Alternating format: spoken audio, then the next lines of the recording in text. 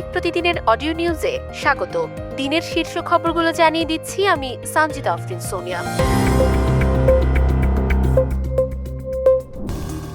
প্রধানমন্ত্রী তারেক রহমানের সভাপতিত্বে অনুষ্ঠিত চলতি অর্থ বছরের ১৩তম একনেক সভায় ৭,০০৩,৩৬,০০,০০০ টাকার ৫টি প্রকল্প অনুমোদিত হয়েছে। এর মধ্যে সরকারি তহবিল থেকে ৪,৫৩৬,১০,০০,০০০ এবং প্রকল্প ঋণ হিসেবে ২,৪৬৭,২৬,০০,০০০ টাকা ব্যয় হবে। অনুমোদিত প্রকল্পের মধ্যে নতুন ৩টি এবং সংশোধিত ২টি। এর মধ্যে উল্লেখযোগ্য হল প্রধানমন্ত্রীর কার্যালয়ের অধীনে চীনা অর্থনৈতিক ও শিল্প অঞ্চলের সহায়কমূলক অবকাঠামো প্রকল্প, পানি সম্পদ মন্ত্রণালয়ের ৩টি এবং শিক্ষা মন্ত্রণালয়ের ১টি প্রকল্প।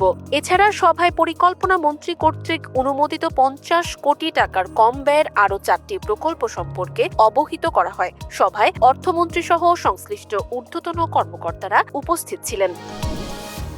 রাজধানীর জলাবদ্ধতা সমস্যা দূর করতে সরকার স্বল্প, মধ্য ও দীর্ঘমেয়াদী পরিকল্পনা গ্রহণ করেছে বলে জানিয়েছেন স্থানীয় সরকার মন্ত্রী মির্জা ফখরুল ইসলাম আলমগীর। জাতীয় সংসদের বাজেট অধিবেশনে স্পিকার হাফিজ উদ্দিন আহমেদের সভাপতিত্বে এক লিখিত প্রশ্নে তিনি এ তথ্য জানান। স্বল্পমেয়াদী পদক্ষেপের মধ্যে রয়েছে নর্দমা ও খাল থেকে বর্জ্য অপসারণ এবং পোর্টেবল পাম্পের ব্যবহার। মধ্যমেয়াদী 4টি বৃহৎ খাল উন্নয়ন এবং জিয়া সরণি ও শ্যামপুর খালের আউটলেট নির্মাণ কাজ চলমান। এছাড়া দীর্ঘমেয়াদী পরিকল্পনায় প্রায় 50 কিলোমিটার খাল উন্নয়ন, নতুন 18টি ওয়ার্ডের ড্রেনেজ ব্যবস্থার আধুনিকায়ন এবং ঢাকা দক্ষিণ সিটি কর্পোরেশনের জন্য একটি ড্রেনেজ মাস্টার প্ল্যান বাস্তবায়নের উদ্যোগ নেওয়া হয়েছে।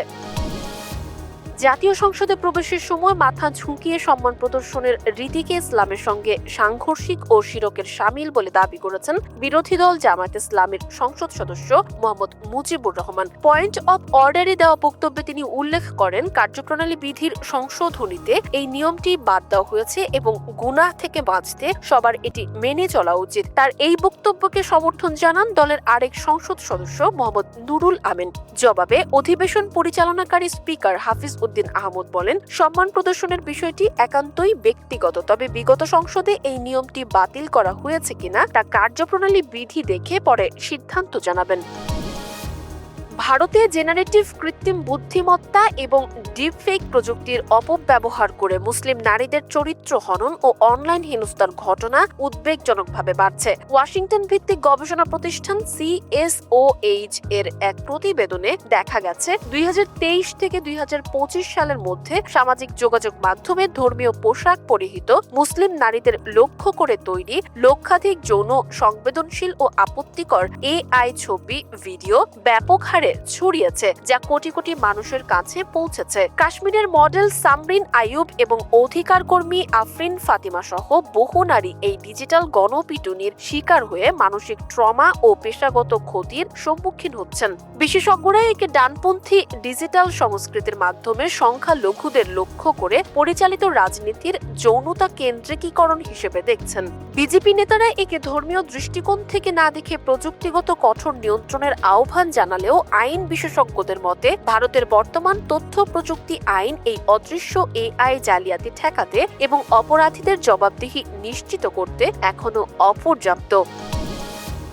গ্রীষ্মমণ্ডলীয় প্রশান্ত মহাসাগরে শক্তিশালী এল নিনো পরিস্থিতি তৈরি হওয়ায় বিশ্বজুড়ে জলবায়ু বিপর্যয়ের আশঙ্কা করছে অস্ট্রেলিয়ার আবহাওয়া ব্যুরো। গাণিতিক মডেল অনুযায়ী 1950 সালের পর এটি অন্যতম শক্তিশালী রূপ নিয়ে বছরের দ্বিতীয়ার্ধে তীব্র হতে পারে। এর প্রভাবে উত্তর ও দক্ষিণ আমেরিকায় অতিবৃষ্টি এবং এশিয়ায় তীব্র খরা ও দাবদাহ দেখা দিতে পারে, যা খাদ্য উৎপাদনে বড় সংকট তৈরি করবে।